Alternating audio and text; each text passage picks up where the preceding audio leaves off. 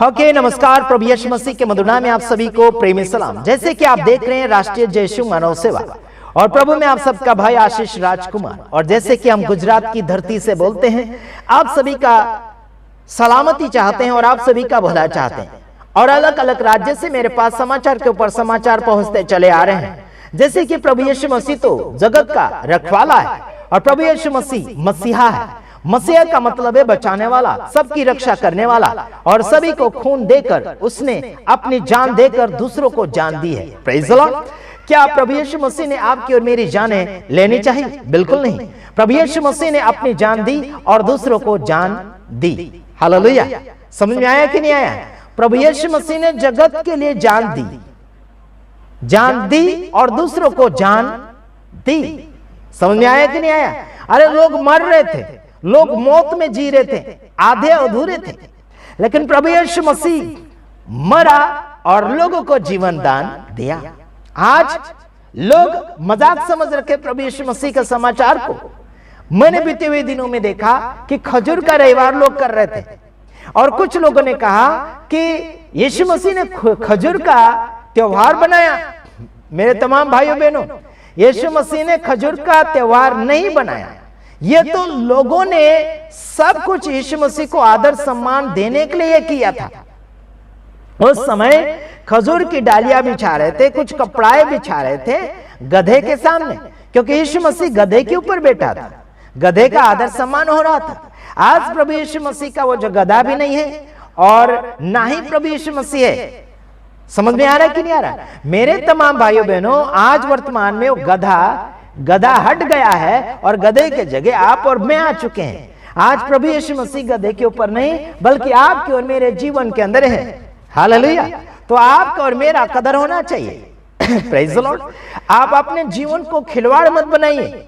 मेरे तमाम भाइयों बहनों, आपको अगर प्रभु यीशु मसीह का इतिहास देखना होगा तो जीवन को संवारना होगा। प्रभु यीशु मसीह ने नहीं किया था खजूर रविवार। हेलो, समझ में आया कि नहीं आया मेरे तमाम भाइयों बहनों? ये तो लोगों ने उसके आदर सम्मान में ये सब कुछ किए थे।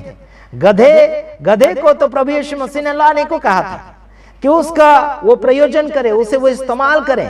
हेलो, समझ में आया कि नहीं आया? गधे के जैसा जीवन आपका बने। कैसा जीवन? यानी कि नम्रता पूर्वक सब सहन करने वाला, सब उठाने वाला, बोझ उठाने वाला, है ना? उस गधे के बारे में अगर सोचा जाए तो बहुत कुछ बातें निकलती हैं, लेकिन आज आप और मैं गधे के जगह हैं। मेरे तमाम भाइयों बहनों, आप और मैं गधे के जगह हैं, और प्रभु यीशु मसीह आपके और मेरे अंदर है, बाहर नहीं है और ऊपर भी नहीं है।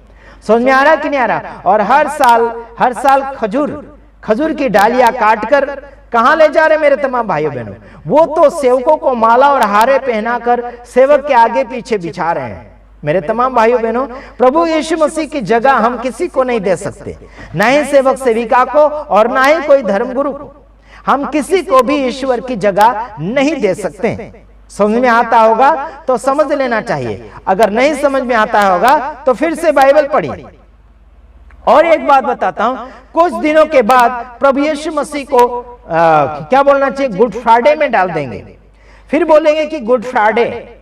बीते हुए दिनों में काफी लोगों ने किया, और आज मैं आपका सारा प्रोग्राम बीतने के बाद में शायद ये वीडियो डाल रहा हूं। समझ में आता कि नहीं आता? मेरे तमाम भाइयों बहनों, मैं आपको यह बताना चाहता हूं, भारत देश के अंदर चाहे जितने भी धर्म के लोग पाए जाते हैं इस संसार में, उन सभी को मैं सही मार्गदर्शन में लाने के लिए कोशिश कर रहा और खर्चे से बचाना चाहता हूं। आज प्रभु यीशु मसीह जिंदा है और प्रभु यीशु मसीह के नाम में लोग गुड फ्राइडे कर रहे हैं। तो बाइबल के अनुसार गुड फ्राइडे हर साल नहीं आता है। प्रभु यीशु मसीह एक बार मरा था, ये 100% हम मानते हैं। ये मानते हैं कि प्रभु यीशु मसीह मरा था, लेकिन प्रभु यीशु मसीह जिंदा भी हुआ था, इस बात को भी हम मानते हैं। वो भी एक ही बार जिंदा हुआ था, उसे बोलते हैं पुनरुत्थान, है ना? पुनरुत्थान बोलते हैं, मतलब जिंदा हो गया यीशु मसीह तीसरे दिन, है ना? फिर प्रभु यीशु मसीह का अगर जन्मदिन आप देखते हैं, है ना, अगर प्रभु यीशु मसीह संसार में आए तो 25 दिसंबर को बिल्कुल नहीं आए। 25 दिसंबर के अंदर आप टारगेट अगर निकाले तो प्रभु यीशु मसीह मरियम के पेट में पल रहा था। आपको नजर सही नजर आना चाहिए, और झूठे का सहारा लेकर प्रभु यीशु मसीह का समाचार हमें बांटना बिल्कुल गलत लग रहा है। ये हमें बिल्कुल सही नहीं लग रहा। कई लोगों ने कहा कि चाहे किसी का भी जन्म तारीख है, हमें तो बस हमें सरकार से तारीख मिल रही है छुट्टी की, तो उसमें हम कर लेंगे। ये बिल्कुल आपका ना बुनियादी समाचार है, ना बुनियादी विश्वास है, हलकट विश्वास है, खाली विश्वास है ना, गुमराह करने वाला विश्वास है, गुमराह करने वाला समाचार है। इनके पीछे आप दूसरों को ले जा रहे हैं, खुद भी गुमराह और दूसरे को भी गुमराह कर रहे हैं। मैं आपका विरोधी नहीं, आपको प्रभु यीशु मसीह के साथ समझौता करवाना चाहता हूं, दुनिया के साथ नहीं। आप लोगों ने दुनिया के साथ समझौता करके प्रभु यीशु मसीह की सेवकाई करना शुरू किया है। यह समझौता आपके लिए पड़ जाएगा भारी, खतरा आ जाएगा, और खतरों से बचने के लिए हम आपको मार्गदर्शन दे रहे हैं। मेरे तमाम भाइयों बहनों, प्रभु यीशु आपसे प्यार और मोहब्बत करता है, तो आप भी प्रभु यीशु मसीह का प्यार और सच्चाई सही रीति से बांटने के लिए कोशिश करें। तो आइए आपको एक बात बताता हूं, कुछ ऐसी बातें हैं जो मसीह लोगों में डुप्लीकेट है। चलो दिखा देते हैं आपको। हैप्पी क्रिसमस नकली है बाइबल के अनुसार, और बाइबल से संबंधित बिल्कुल गलत है, नहीं है, बिल्कुल ही नहीं है, संबंधित नहीं है बाइबल के साथ। क्रिसमस बाइबल के साथ बिल्कुल संबंधित नहीं है। और गुड फ्राइडे जो है हर साल बिल्कुल नहीं है। मतलब अच्छी मौत। लोग बोलते हैं कि रो, प्रभु यीशु मसीह ने खुद कहा था कि मेरे लिए मत रो, दुख का समय नहीं करो। हेलो, प्रभु यीशु मसीह ने आपको और मुझे रोने के लिए नहीं कहा था। जब यीशु मसीह को मार रहा था लोग, तब यीशु ने खुद ने कहा कि तुम मेरे लिए मत रो। यहीं से बात आपको समझ लेना चाहिए। आजकल लोग गुड फ्राइडे के समय दुख का दिन करके कर रहे हैं। एक और बात आपको बताना चाहता हूं, 40 उपवास प्रभु यीशु मसीह ने कभी किसी चेले को नहीं कहा कि आप मेरे समान 40 उपवास करो। कुछ ही समय और कुछ ही दिन आप उपवास कर सकते हैं, वो भी सही नियम के अनुसार। हेलो, आप तो चाय पी रहे हैं, किस बात का उपवास? आप तो पानी पी रहे हैं, किस बात का उपवास? आप तो किसी और से गप्पा लड़ा रहे हैं, बातचीत कर रहे हैं, किस बात का उपवास? आप तो काम धंधा कर रहे हैं उपवास में, किस बात का उपवास? प्रभु के साथ समय नहीं बिता रहे हैं, किस बात का उपवास है? लोगों को दिखाने के लिए कहेंगे कि हमने 40 दिन का उपवास किया। बाइबल में लिखा गया कि अगर तुम उपवास करते हो तो अपने सिर पर तेल मले, ताकि सामने वालों को यह ना पता चले कि आपका चेहरा मुरझाया हुआ है, और आप किस हालत में, आपके टेंशन या फिर आपके चेहरे को देखकर सामने वाला पूछना नहीं चाहिए कि आपको क्या हो गया। हाँ जी, आप ताजा और अच्छा दिखना चाहिए। उपवास में भी मुरझाए हुए दिखते हैं, है ना, सूखी बोमिल और सूखी मच्छी के समान दिखते हैं, मछली के समान दिखते हो उपवास में। कहां गया तुम्हारा प्रभु परमेश्वर? उपवास में किसी का शरीर कमजोर नहीं पड़ना चाहिए। ईमानदारी का उपवास रहो। उपवास रहते तो रात दिन का रहो। अगर दिन का रहते हो तो फिर आपको सही मार्गदर्शन में बढ़ना होगा। अगर रात दिन का रहते हो तो रात दिन प्रभु के साथ समय बिताओ। दिन का रहते हो तो पूरा दिन प्रभु के साथ समय बिताओ। आप तो उपवास रहते यीशु के नाम से और करते हैं किसी के और के नाम से काम धंधा। ये गुमराह करने वाले ना समझ इंसान बन चुके हैं। आज हिंदू लोगों में भी अगर आप उपवास के बारे में देखा जाए, वो लोग केला खाते हैं, सफरचंद खाते हैं, साबूदाना खाते हैं, है ना, बहुत कुछ हल्का खाना खाते हैं। कोई तो खिचड़ी खाता है। तो कहां जा रहा है यार ये सब कुछ खाना? पेट के अंदर ही तो जा रहा है ना। उपवास क्या कर रहे तुम लोग? पेट को आप खाली कर रहे हैं, है ना। मेरे कहने का मतलब है आप पेट तो खाली कर रहे हैं, लेकिन मन तो आपका कचरे और पाप और ईर्ष्या और झगड़े और नफरत से भरा हुआ है। ईर्ष्या और बुराई और चुगलियों से भरा हुआ है मन। इस मन को कौन साफ करेगा यार? पैसों के लालची जीवन भरे हुए कौन साफ करेगा? आपका पेट आपको स्वर्ग नहीं ले जाएगा। आपके उपवास आपको स्वर्ग नहीं पहुंचाएंगे। आपकी जिंदगी का उपवास पहले करो। जिंदगी साफ सुथरा कर लो पहले, तब मजा, असली मजा अलग ही है यार। असली खिलाड़ी बनना है तो आत्मा और सच्चाई के साथ बने। नहीं तो मजाक करना बंद कर दो। हेलो, प्रभु का सामर्थ आपके अंदर होना चाहिए। प्रभु का सामर्थ किसी और चीज के अंदर आप ट्रांसफर कर रहे हो। मेरे तमाम भाइयों बहनों, मैंने पंजाब की धरती पर ऐसे सेवक देखे हैं जो रुमाल के अंदर सामर्थ ट्रांसफर कर रहे हैं और उसे 500 में बेचा जा रहा है। तेल के अंदर और पानी के अंदर परमेश्वर का सामर्थ ट्रांसफर कर रहे हैं और उसे 250 में और 100 रुपए में बेचा जा रहा है। क्या लग रहा है आपको? यह है क्या प्रभु का प्यार? प्रभु को तुम लोग बेचकर खा रहे हो।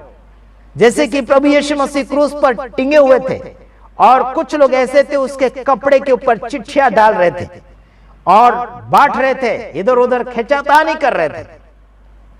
आज वही हो रहा है संसार में। प्रभु के प्यार को समझ नहीं पा रहे और जो कोई समझाने के लिए आगे बढ़ेगा उसके विरोध में और उससे नफरत करने में बहुत ही नंबर 1 बढ़ते चले जाएंगे। आज मैं आपको बताना चाहता हूं, प्रभु की प्रार्थना के द्वारा बहुत कुछ पाया जा सकता है, लेकिन प्रभु के नाम में दलाली नहीं की जा सकती। प्रभु के नाम में दगा नहीं किया जा सकता। प्रभु के नाम में फ्रॉड जीवन नहीं जिया जा सकता। प्रभु के नाम में झूठ बोलने का कोई इजाजत नहीं है। समझ में आ रहा कि नहीं आ रहा है मेरे भाइयों बहनों? स्टार्ट में जब आदम और हवा के साथ गद्दारी करी लूसीफर ने, वह गद्दारी आज संसार में बहुत ही फैलती चली जा रही है। मसीहत में भी वह गद्दारी है और आम जनताओं में भी वह गद्दारी फैलती चली जा रही है। आज हम उस चीज को रोकने के लिए कोशिश के ऊपर कोशिश करते चले जा रहे हैं और आप लोग क्या कर रहे हैं मेरे तमाम भाइयों बहनों? छुप के शैतान के कार्यों को बढ़ावा दे रहे हैं।